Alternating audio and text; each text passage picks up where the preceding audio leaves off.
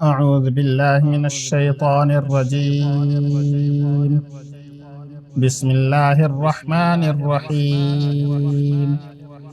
قل صدق الله فاتبعوا ملة إبراهيم حنيفا وما كان من المشركين.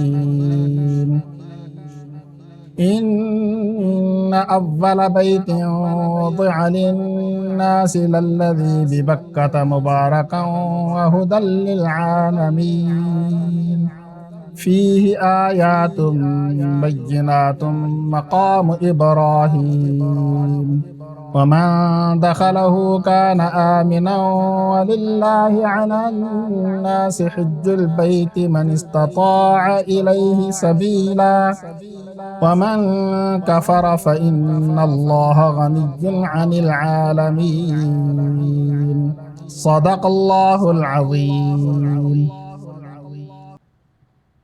قل کہہ دیجئے، صدقہ سچ فرمایا، اللہ نے، فاتبعوا پس تم اتباع کرو، ملت کی، ابراہیم علیہ السلام کی، حنیفاً جو کہ یکسو ہے، وما کان اور وہ نہیں تھے، من المشرکین شرک کرنے والوں میں سے، ان اولا بے شک پہلا، بیتن گھر، وضع رکھا گیا یا بنایا گیا، للناسی لوگوں کے لیے، للذی البتہ جو، ببکہ مکہ میں ہے، مبارکن بابرکت ہے، وہدن اور ہدایت ہے، للعالمین جہانوں کے لیے، فیہ آیاتن اس میں نشانیاں ہیں، بینات بڑی بڑی یا واضح، مقام ابراہیم ہے، ومن دخلہ اور جو اس میں داخل ہو گیا، کانا ہو گیا،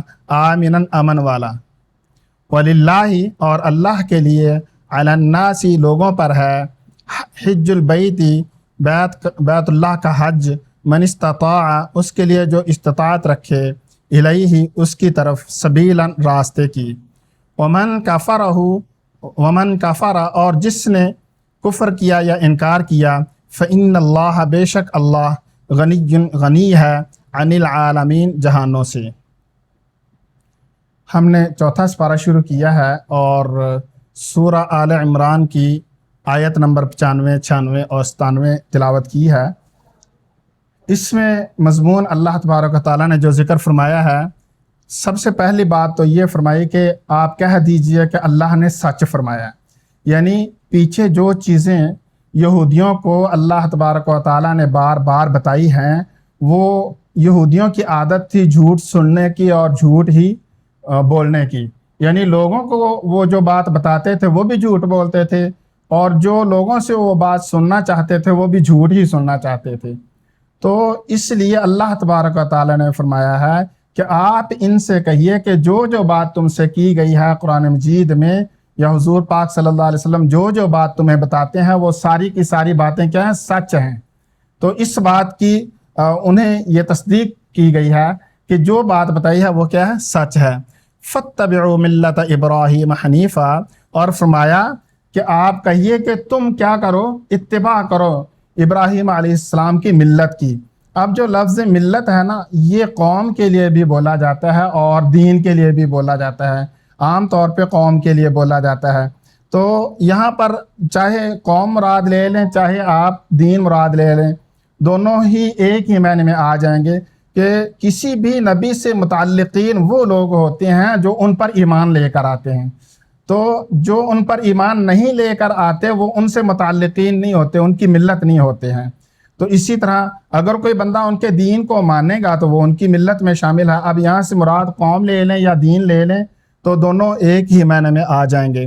تو ملت ابراہیم علیہ السلام کی ملت کی اتباع کرو، یعنی ان کے پیروکاروں کی اتباع کرو، یا پھر ان کے دین کا اتباع کرو، تو دونوں طریقوں سے صحیح ہے۔ اصل میں بہت سارے لوگ تھے، 4 قومیں تھی جو اس بات کا دعویٰ کرتی تھی کہ ابراہیم علیہ السلام ہمارے ہیں، یعنی کہ ایک تو یہودی تھے جو کہتے تھے کہ ہم ابراہیمی ہیں، اور دوسرا عیسائی تھے جو کہتے تھے کہ ہم ابراہیمی ہیں، تیسرا تھے مشرکین مکہ، وہ کہتے تھے کہ ہم انہی کی اولاد میں سے ہیں، تو لہٰذا ہم ان میں سے حضرت ابراہیم علیہ السلام ہمارے ہیں۔ تو پھر جو مسلمان تھے وہ بھی یہ دعویٰ کرتے تھے کہ ہم ابراہیمی ہیں۔ تو یہاں پر فرمایا کہ یہ جو بات ہے نا کہ ملت ابراہیم حنیفاً، جو ابراہیم علیہ السلام کی ملت ہے یا ان کا دین ہے اس کی پیروی کرو، تو وہ کیا تھا؟ وہ تھا سیدھا سیدھا دین، حنیفاً سیدھا سیدھا، تو یکسو دین، اللہ کی طرف رجوع کرنے والا دین، تو اس کی پیروی کرو۔ وما کان من المشرکین، اور فرمایا کہ جو ابراہیم علیہ السلام تھے نا وہ مشرکین میں سے نہیں تھے۔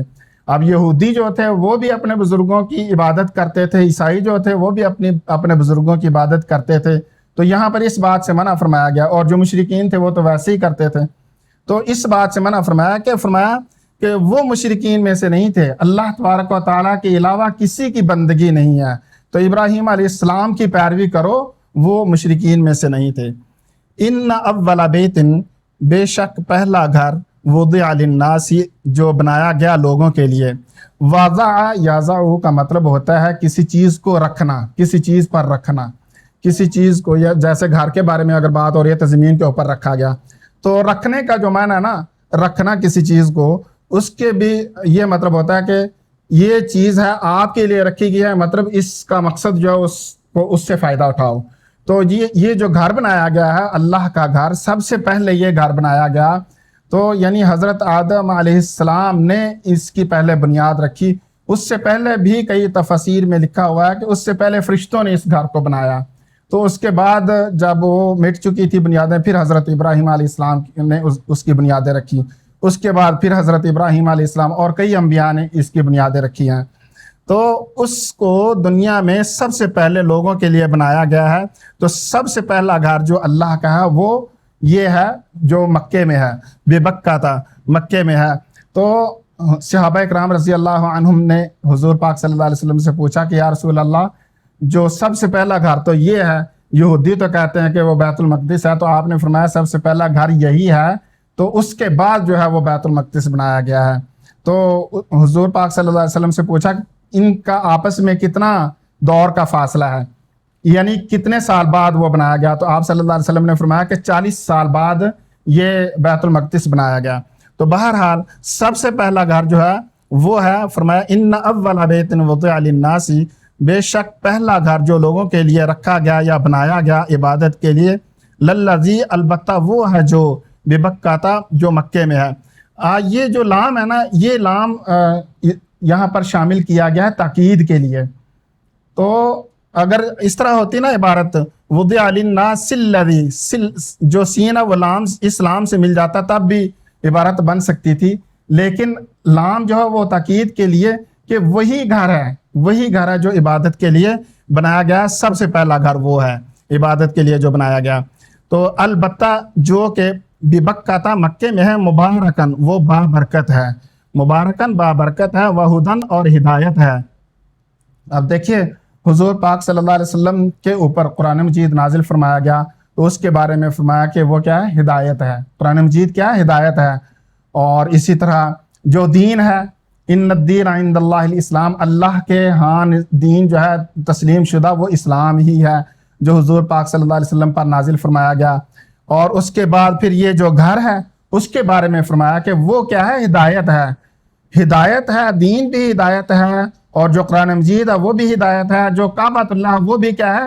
ہدایت ہے پورے جہانوں کے لیے، یعنی جہان دنیا تو ایک ہی ہے، یہ زمین ایک ہی ہے، اس کے اوپر جو بھی قومیں ہیں، تو پہلی قوم، دوسری، تیسری، چوتھی، آگے جتنی بھی قومیں آتی جائیں گی وہ سارے جہانوں کے لوگ ہیں، تو ان سارے جہانوں کے لیے یہ کیا ہے؟ بابرکت ہے، برکت والا ہے۔ ہدی للعالمین، ہدایت ہے عالمین کے لیے۔ فیہ آیات، اس میں نشانیاں ہیں، بینات، واضح یا بڑی بڑی، تو فیہ آیات بینات، اس میں بڑی بڑی نشانیاں ہیں، مقام ابراہیم، اور مقام ابراہیم بھی ہے، اس میں بڑی بڑی نشانیاں ہیں۔ ایک تو یہ کہ یہ مقام ابراہیم قرآن مجید نے خود بتا دیا، اسی طرح مقام ملتزم ہے، اسی طرح حجر اسود ہے، اور اس کے علاوہ کئی ساری نشانیاں ہیں۔ تو مقام ابراہیم جو ہے وہ پتھر ہے جس کے اوپر حضرت ابراہیم علیہ السلام کے پاؤں کا نشان ہے، تو وہ اس کا ذکر یہاں پر فرمایا ہے۔ مقام ابراہیم، اس میں مقام ابراہیم ہے، اس کے علاوہ بھی نشانیاں ہیں۔ ومن دخلہ، اور جو اس میں داخل ہو گیا، کان آمنا، وہ امن والا ہو گیا، جو اس گھر میں داخل ہو گیا وہ کیا ہو گیا؟ امن والا ہو گیا۔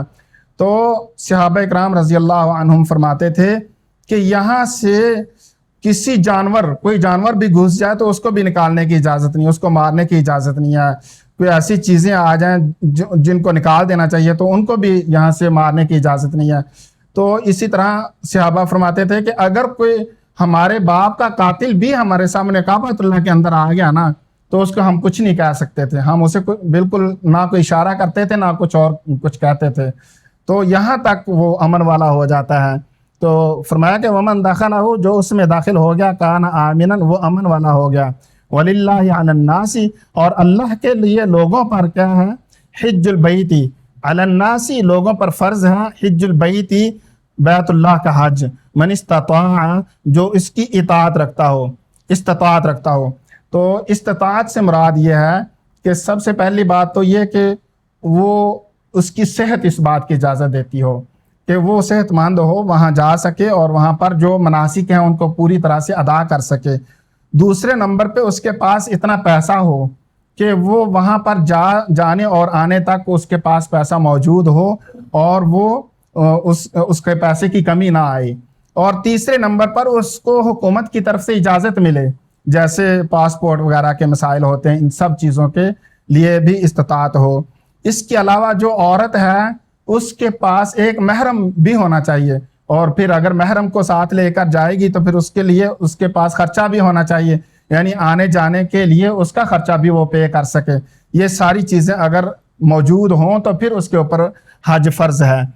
تو اگر کسی کے پاس یہ ساری چیزیں موجود ہوں پھر بھی وہ حج نہیں کرتا تو اس کے بارے میں ومن کفر، اور جس نے کفر کیا یا انکار کیا، ایک تو انکار یہ ہے کہ کہے میں نے کرنا نہیں ہے یا یہ حج ہوتا ہی کوئی چیز نہیں ہے، ایک تو یہ انکار ہے، ایک یہ انکار ہے کہتا ہے چل دیکھی جائے گی کبھی، یہ سستی ہے یہ انکار۔ اور پہلا انکار جو ہے وہ ہے کفر، اصل کفر وہ ہے۔ تو یہ والا انکار جو ہے یہ اس کی وجہ سے انسان گناہگار ہوتا ہے کہ انسان سستی کرتا ہے حج کے لیے تو وہ گناہگار ہوگا۔ اگر کوئی بندہ حج کے لیے انکار کرتا ہے، کہتا ہے کہ حج کوئی چیز ہوتی نہیں ہے، تو وہ کفر کرتا ہے، کیونکہ اللہ تبارک و تعالیٰ نے فرمایا ہے وَلِلَّهِ عَلَى النَّاسِ، اللہ کے لیے لوگوں پر فرض ہے حج البیت، بیت اللہ کا حج۔ ومن کفر، اور جس نے اس کا انکار کیا، فإن اللہ، بے شک اللہ، غنی ہے، عن العالمین، جہان والوں سے۔ جزاکم اللہ و احسن الجزاء۔